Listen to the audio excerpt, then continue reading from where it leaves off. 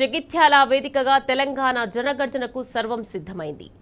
కాంగ్రెస్ నయవంచనపై గులాబీ దళపతి కేసీఆర్ కథనబేరి మోగించే సమయం ఆసన్నమైంది.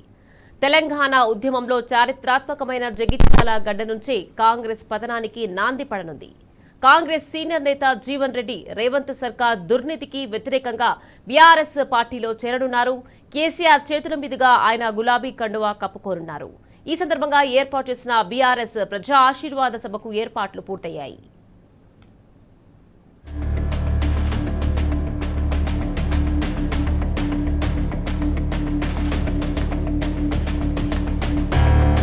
దగాపడిన తెలంగాణ జగిత్యాల దరువుకు సిద్ధమైంది. మోసకారి రేవంత్ సర్కారు వెన్నులో వణుకు పుట్టిస్తున్నది. ప్రజాపాలన పేరుతో తెలంగాణను ఆగం చేసిన దగాకోరు పాలనకు చర్మగీతం పాడేందుకు జగిత్యాలలో పునాది పడనుంది. కాంగ్రెస్ సీనియర్ నేత జీవన్ రెడ్డి మోగించిన అసమ్మతి జ్వాల గులాబీ దండుతో కలిసి దావానలం కానుంది. రాష్ట్ర వ్యాప్తంగా పెళ్లుబుగుతున్న ప్రజాగ్రహానికి ప్రజాకంటక సర్కారు పీచమనిచేలా గులాబీ దళపతి కేసీఆర్ దిశానిర్దేశం చేయనున్నారు. ఇందుకోసం యావత్ తెలంగాణ ఉత్కంఠగా ఎదురుచూస్తున్నది. జగిత్యాల వేదికగా జరగనున్న ప్రజా ఆశీర్వాద సభతో బీఆర్ఎస్ పునర్వైభవం దిశగా తొలి అడుగు పడనుంది. తెలంగాణ రాజకీయ పునరేకీకరణ దిశగా జగిత్యాల సభ మూలమలుపు కానుంది.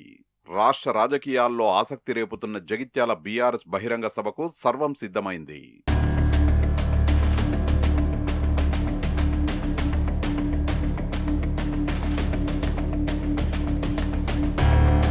బీఆర్ఎస్ ప్రజా ఆశీర్వాద సభ కోసం యావత్ తెలంగాణ ఎదురు చూస్తున్నది. రాష్ట్ర వ్యాప్తంగా లక్షలాదిగా జనం ఈ సభకు తరలిరానున్నారు. ఇందుకోసం బీఆర్ఎస్ శ్రేణులు ముమ్మర ఏర్పాట్లు చేస్తున్నాయి.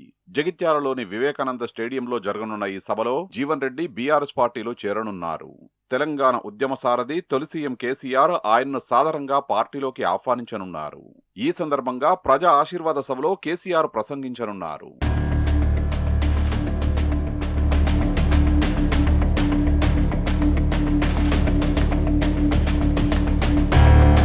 కేసీఆర్ సభ నేపథ్యంలో యావత్ తెలంగాణ చలో జగిత్యాలంటూ రణ నినాదం చేస్తున్నది. బీఆర్ఎస్ జగిత్యాల సభతో రేవంత్ ప్రభుత్వానికి వణుకు పుడుతున్నది. అందుకే ఈ సభను విఫలం చేయాలని కుటిల యత్నాలు పన్నుతున్నది. ఎన్నో రకాలుగా అవాంతరాలు సృష్టించాలనుకున్న కుట్రలన్నీ విఫలమయ్యాయి. అదే రోజు రేవంత్ రెడ్డి మేడిగడ్డ దగ్గర సభ పెట్టుకున్నాడు. అదే రోజు రైతు బంధు రెండో విడత నిధులంటూ డైవర్షన్ కుతంత్రాలకు దిగిండు. కానీ గులాబీ సైనికులు మాత్రం కేసీఆర్ ప్రజా ఆశీర్వాద సభను విజయవంతం చేసే దిశగా ఉద్యమ స్ఫూర్తితో రంగంలోకి దిగిండ్రు. గులాబీ పార్టీ బహిరంగ సభకు జగిత్యాల వివేకానంద స్టేడియంలో భారీ స్థాయిలో ఏర్పాట్లు జరుగుతున్నాయి. 1,00,000 మందికి పైగా జనం తరలివచ్చే ఈ బహిరంగ సభ అరేంజ్మెంట్స్ ను నియోజకవర్గ బీఆర్ఎస్ నాయకులు దగ్గరుండి చూసుకుంటున్నారు. ఎవరికీ చిన్న ఇబ్బంది కూడా రాకుండా పకడ్బందీగా ఏర్పాట్లు చేస్తున్నారు. బీఆర్ఎస్ వర్కింగ్ ప్రెసిడెంట్ కేటీఆర్, మాజీ మంత్రి హరీష్ రావు సభాస్థలిని పరిశీలించి ఏర్పాట్లను పర్యవేక్షించారు.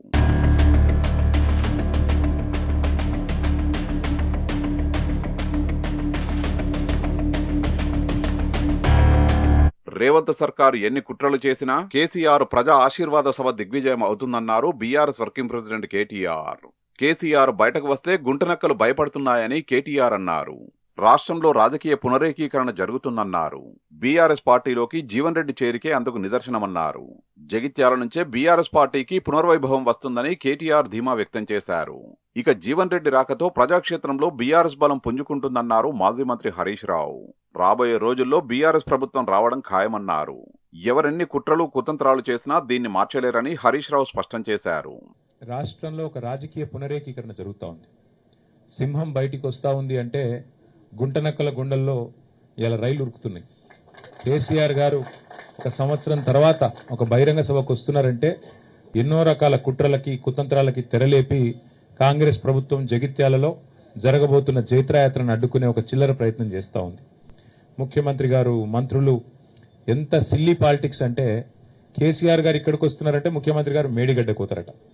2.5 ఏళ్లకెళ్లి మేడిగడ్డ కోయేందుకు ముఖ్యమంత్రికి టైం లేకుండే అర్జెంటుగా ముఖ్యమంత్రి గారికి కేసీఆర్ గారి బహిరంగ సభ ఇక్కడ ఉంటే టీవీలలో సగం కేసీఆర్ను చూపెట్టాలి, సగం రేవంత్ రెడ్డిని చూపెట్టాలి, పేపర్లలో సగం రేవంత్ రెడ్డిది రాయాలి, అవతలకు కేసీఆర్ది రాయాలని ఒక చిల్లర ప్రయత్నం. అంటే గింత కుత్సితమైన, గింత కుసంస్కారమైన, గింత చిన్న మెదడున్న ముఖ్యమంత్రి బహుశా భారతదేశంలో ఎవరు ఉండరు, రేవంత్ రెడ్డి తప్ప.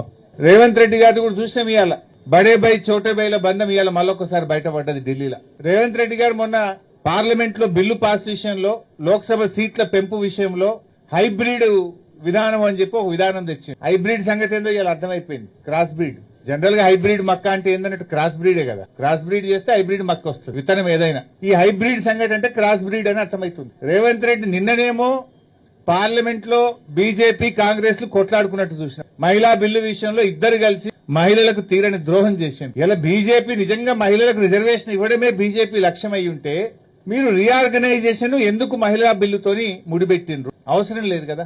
మహిళా రిజర్వేషన్ నిజాయితీగా మీరు చేయాలనుకుంటే కాన్స్టిట్యూషనల్ అమెండ్మెంట్, రాజ్యాంగ సవరణతో ఉన్నటువంటి డీలిమిటేషన్ ప్రక్రియను ఎందుకు దానికి లింక్ చేసినారు? మీకు తెలుసు, మీకు 2/3 మెజార్టీ లేదని బీజేపీకి తెలుసు.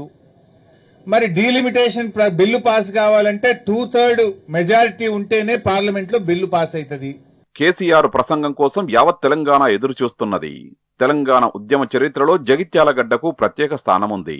అందుకే మరోసారి దగాపడ్డ తెలంగాణ తిరగబడుతున్న నేపథ్యంలో మరోసారి జగిత్యాల సభ రాజకీయ వర్గాల్లో ఆసక్తి రేపుతున్నది.